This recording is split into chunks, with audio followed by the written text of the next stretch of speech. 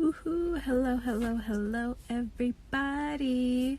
We are now filming episode 7 of the Amateur Expert Show. And today I'm interviewing my dear friend, Serena, and I'm going to request to go live with her and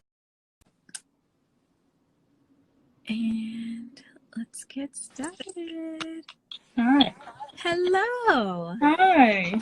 How are you? Good. How you doing, Ash? I'm good, thank you. Good. Wow, I can't believe I made it. I'm Gotcha. happy to have you today on the show. Yeah, I'm happy to be here. Thanks so much for. Absolutely. Absolutely. So, Serena, my darling friend, I have known you since a long time, like Mhm. elementary school-ish, but for sure, high school. Yeah. And so let's get started. So why don't you introduce yourself to the folks and tell them who you are and then sort of what you do for work and what that means, what that looks like. Okay. So I'm Serena Silva. I currently reside right outside of Boston, a town called Milton, Mass. And right now I am a clinical research monitor for Dana-Farber Cancer Institute. Okay. Yeah, so Dana-Farber is one of those pretty well-known cancer research institutes. They research all kinds of different parts of oncology, breast oncology, um, lung cancer, pediatric, Jimmy Fund, that's Yep. Dana-Farber. Oh wow. And as a research monitor, um, my responsibility is to monitor the clinical trials that they have going on at Dana-Farber. So I'm assigned to certain trials throughout all the different departments to make sure that the clinical trials that they do are um, um, in compliance to like federal Yep. regulations and our like local regulations, what's called the IRB, the Okay. yeah, our like review board, to make sure basically that people that decide to go on these trials um, are properly consented. They know what they're getting into. They know that Got they it. could choose not to go on the trial, like to leave, withdraw consent. Make sure that the data that is collected is correct. That Right. that we have integrity with our research. Maybe I should back up because the trials, the reason that they have the clinical trials is because you know, say for instance, somebody is diagnosed with breast cancer, and they go through, they get certain tests done, and they find out they have a specific kind of breast cancer, so they go on maybe a chemotherapy or hormone therapy. Yep. Might get surgery to remove the cancer if that's something that's feasible, and then they're monitored for some time. Okay, let's get some scans to see how you're doing. But unfortunately, a lot of people progress with breast cancer, and so they'll put them on a different regimen of therapy to get rid of the Okay. cancer, and then at a certain point, um, unfortunately, a lot of times the routine types of therapy they exhaust it. Yes. So the thing at Dana Farber is they have new therapies that are in the trial phase. So Got it's it. not necessarily it's not anything that is approved by the FDA to say, okay, this will cure you or this will Right. help you. It's in the trial phase. They're still trying to figure out if it works or not. So for a lot of people who maybe have had metastatic cancer, so the cancer has spread from their breast to like their lungs or their brain, there are a lot of trials out there that those people are eligible for, and it could help. Right. So, um, so that's when I'm talking about the clinical trials monitor. Trials. Right. Yeah, that's basically what I do. I make sure that the data and the regulatory information is spot on because we can get audited at any time by the FDA. And we just want to make sure that all our I's are dotted and T's are crossed. Yeah. Very So nice. So when you were a child, when you were, a young girl, what did you think that you wanted to be when you grew up? when I was a really young girl, I my father had diabetes when I pretty much all my life up until he passed away, and I wanted to research medicine to eradicate diabetes. That was my dream when I was a little girl. Yeah, I never knew that. yeah. I wanted to research medicine. And but then as I got a little older, I became a little less interested in that and kind of interested in dental medicine. Okay. Becoming a dentist, I had to get a few cavities taken care of, and I remember going into the jazz playing and relaxing, and the dentist, he took such good care of me, and I was like, I could see myself doing this. So yeah, things kind of changed. Um, and then when I went to college, that's where I wanted to study. Oh, you there, Ash?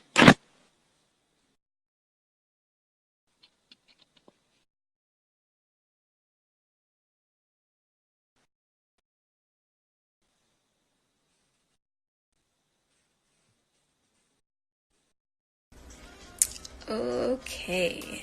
Now I'm seriously considering getting a studio or something of the sort. All right, Serena's back in here. Now we can get started. Perfect.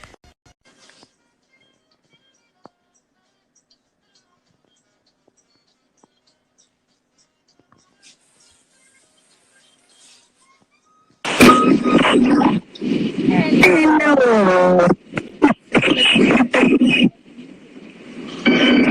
Oh wait, I can't hear you.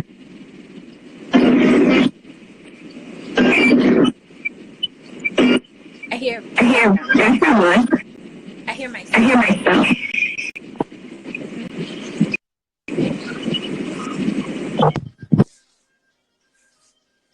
Hey Brett. Can you hear me now, Ash? I can hear you. Okay. Fantastic. Okay. Steve? Okay, so we left off. Mm-hmm. We left off with you saying that you thought that you might be interested in being a dentist because of the smooth jazz and how they took care of you there. Right, and I could totally see myself doing that. I consider myself pretty measured, calm person. Could probably make somebody feel comfortable if they're uncomfortable going to the dentist. And I was interested in science, so it seemed like it could be a good fit for me. So yeah, when I went into college, that would in a way was part of my end goal, my plan. Okay. Yeah. And so what was your idea of success when you were thinking along the lines of becoming a dentist? Well, I thought success was just me getting it done, being a dentist, having a practice, either in Connecticut and but also I wanted to be a dentist over back in Cape Verde. I saw Sounds myself cool. having a nice practice there to help out because as I got older and I started learning more about healthcare in Cape Verde and how in some of the more remote islands they don't have a dentist on demand.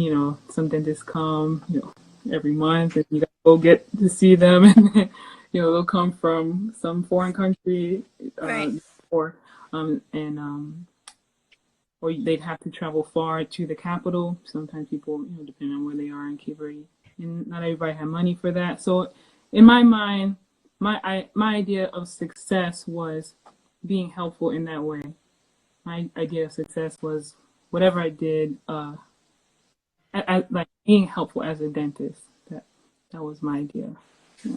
So you went throughout college, go Huskies, on the plan of becoming a dentist.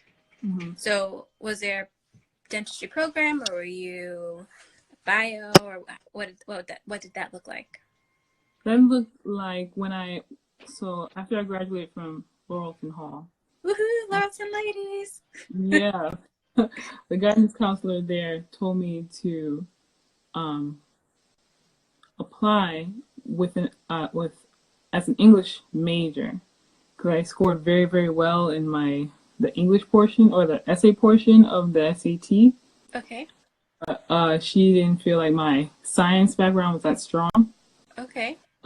So she was like, go in as English. I used to write poetry, Yeah, so you were. yeah, I Snaps. was really like into it. So right, so at Laurelton, they really pushed me with the English thing, but I knew I didn't want to be like a professional writer or anything like that. So when I got into UConn, I was like, I'm just gonna switch to biology, and then and then I was introduced to Dr. Washington and Dr. Agason, Okay.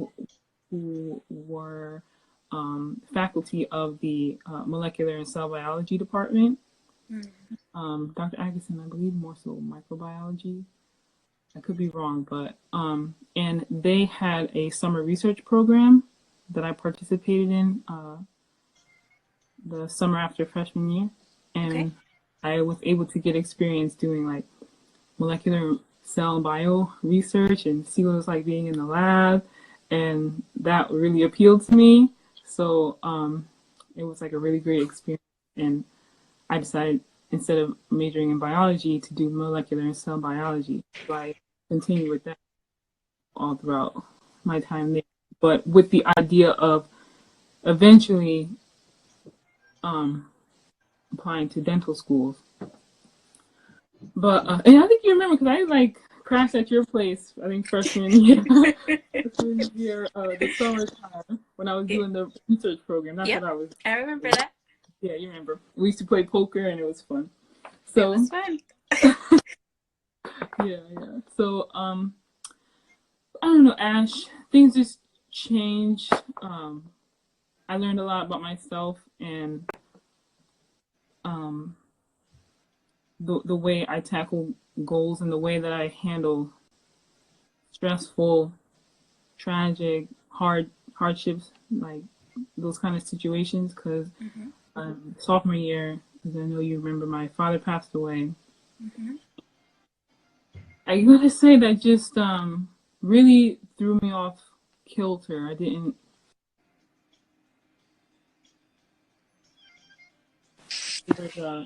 It was very difficult for me to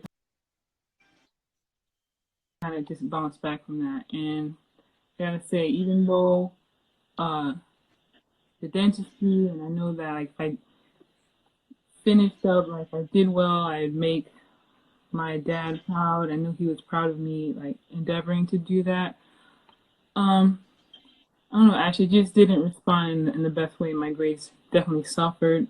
And by the end of college, by the end of my super senior year, um, I just I lost confidence in myself, and I knew that Mm.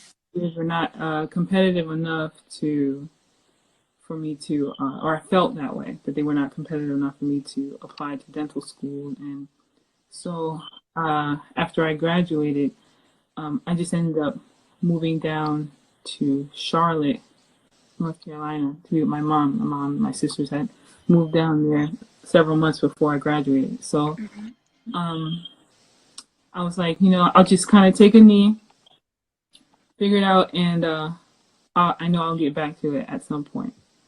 But you know, as life would have it, your goals, just things just don't kind of fall in the way that you want them to all the time, or that you Right. think that you want. Right. And success for me has changed, or my vision of success has changed slightly, I say, because and I've had to come to. I know you didn't ask all this, but just to say, No, I I'm here for it. yeah, over time I just had to come to accept accept um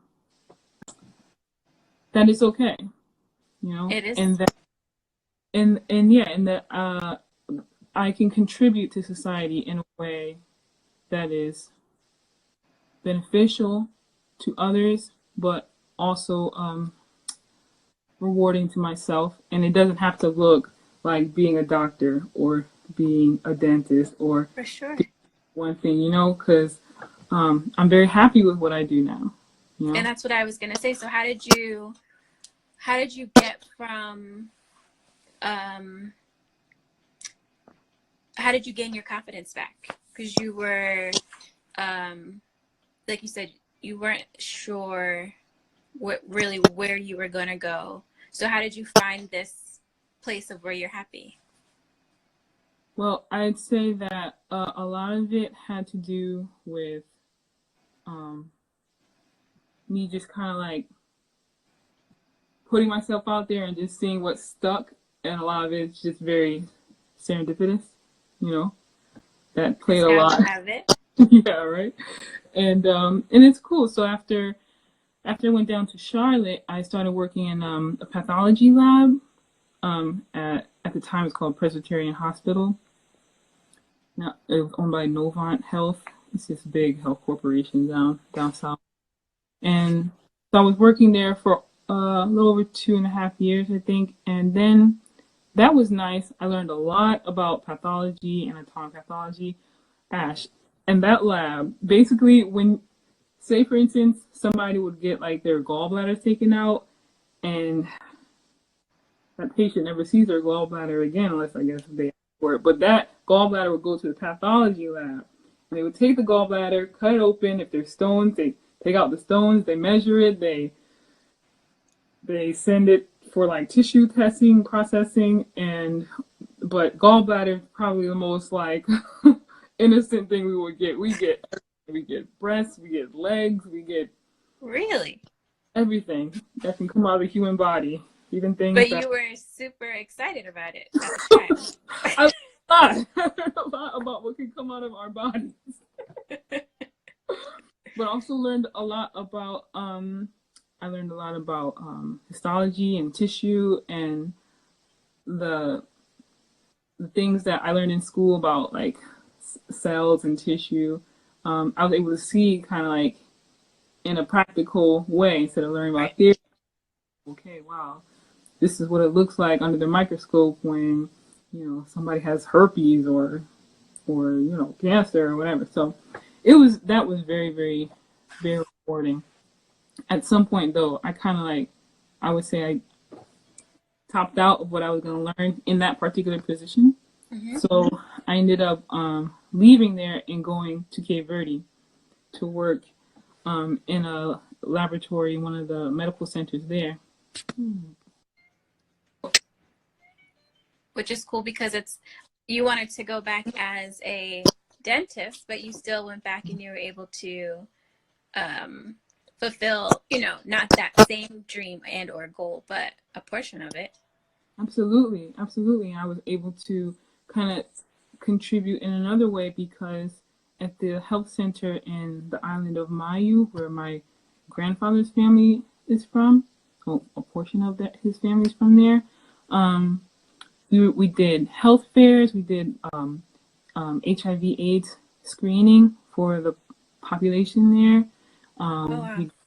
Like a career fairs for like the young students that are interested in medicine, and there a lot of it was like, okay, you complete your high school course here, and all these programs overseas where you want to go if you want to go like be a doctor and everything. It was pretty interesting. The pipeline Right. for over there. So, but it was great. I learned a lot about the culture, where my family's from, and that was very rewarding. Some of the like one of the best times of my life. You know, That's um, amazing. And I'm sure yeah, that helped you gain some, if not all of your confidence back. right, and kind of helped me from I would say so, Ashley, yeah, because I was a little disillusioned and kind of, feeling like, man, all that time and that money at UConn, and I'm not doing what I thought I could have done. Like, I made bad decisions, but you really can't beat yourself up over that kind of Can't. stuff, I have to say, because, you know, everything happens for a reason, and you learn from all your past decisions if you want to, Right. um, it's something I've learned so far is not to be afraid to fail, and that was the thing that was like holding me back for such a long time. Just being afraid to try because you Yeah, thought you were gonna fail. That is so paralyzing, and it is. yeah, and I have my daughter, and I just I never want her to be afraid to do anything. In fact, when she says to me sometimes, "Mommy, I can't," like, I'll say, I don't know, if she's trying to put on one of her sneakers and she hasn't loosened the string, so she's like, "I can't do it, I can't." I'm like, "What? You what?" Like, no, never say you can't. And I said, if you need help, ask for Right. help, but never ever say that you can't, because you That's can. amazing. Yeah. You're an So, awesome mom for teaching her that. oh, thank you. Yeah, I try. I try. Um, Hmm. so what are some, well, you sort of already have dropped the tips and motivators that you've learned along the way. Um, is there anything that you wish, anything else you wish you knew when you first started your career Anything else I wish I knew? I feel like that you everything. that you know now, or that you're still sort of like working through? I would say, um, there's so much. The biggest things I would say, um, just to believe in yourself, because, like, believe in yourself in that, uh, what do they call that? That imposter syndrome is very real. Yes, In a way, kind of how I said before about being afraid to do something, being afraid, it could really paralyze you. The imposter syndrome is kind of insidious in that way too. In like right now, I'm working up in Boston, and it's a certain demographic up here that I can kind of feel sometimes a little isolated, alone. But I let I let my work speak for me, and absolutely. yeah, and I've learned to what I know that I deserve. I demand it now. And before I Beautiful. kind of like let time go by. Oh, I'll just put my head down and work hard, and they'll eventually recognize. No, nope. Because if my mom always told me the squeaky wheel gets the oil, so um, be a little more squeaky, because Yes, if you've done the work, you've done your best. Like, don't be afraid to ask for that recognition or demand. absolutely. You know what I mean? That's something. And no matter what, like, if you are someplace, you've gotten a great job, and maybe somewhere where people not looking like you, use that as your superpower, and don't let it be something that burdens you. Let it be something that like, okay, the, what makes me different makes me stronger. Uh, Absolutely. yeah, yeah. There's So nothing. it's interesting that you say that, because I think that, or I would have thought that coming from Laurelton, being a super minuscule part Mhm. of the population there, although it was all girls school, there weren't many people of color there. Mhm. So I would have thought that you would have sort of had that under your belt Mhm. in situations like work, to make you feel more empowered. But maybe being at Laurelton did, how do you equate your experience to Laurelton to um, life in college or in the workplace? The difference between Laurelton and even Yukon, and the workplace, is that at Laurelton I had you and our other friends from like New Haven, that Oh, looked like okay. And um, when I was in those spaces, say I was in class and I was the only black person in class, I knew come lunchtime I'm gonna be with my girls again. I could always kind That's of true. like you guys, fall back into your familiar embrace. While Yes. at work, not only is it that I'm away from a lot of people that look like me, um, I'm, at where I am now at Dana Farber, I shouldn't say like I'm competing, but it is like I'm competing with More other people. competitive. Yeah, yeah, this is my job, and I have to work with. Sorry, you froze. Nope, I still can't It's hear not you. like we're in class together. Kind So you froze for a second. Oh, can you hear me? I can hear you. Okay.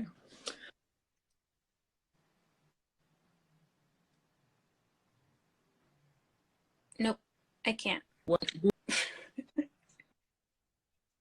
do for working on a project together? It's like different than being my colleague at in high school or in college. Some of these people don't really want to hear direction from me, even if they don't think that way. It's a lot of them have like a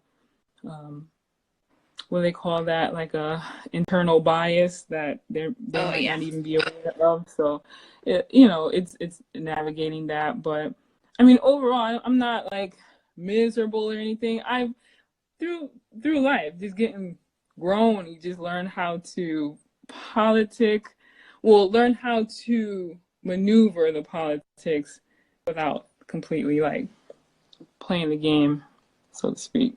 um that makes sense. no, I it try. does. I get it. Yeah, yeah. I'll just put it like this. For instance, today, it just what happened today. I was going through some, doing a review, and I noticed that a patient of color, it might be that a patient of color had a different experience with getting their data collected than the other patients that were not of color. I'm not saying that that is the case, but for me, as a black woman, Your I'm looking for perspective those is things different. as well. My perspective is different. So I am there and I'm going to ask those questions like, hey, did you guys check this patient just like you checked all the other patients? Right. I'm just gonna put it out there. I'm not saying one way or the other, but let's make sure that everybody's getting their data collected in a consistent and fair manner, because it's going in the report. Okay. So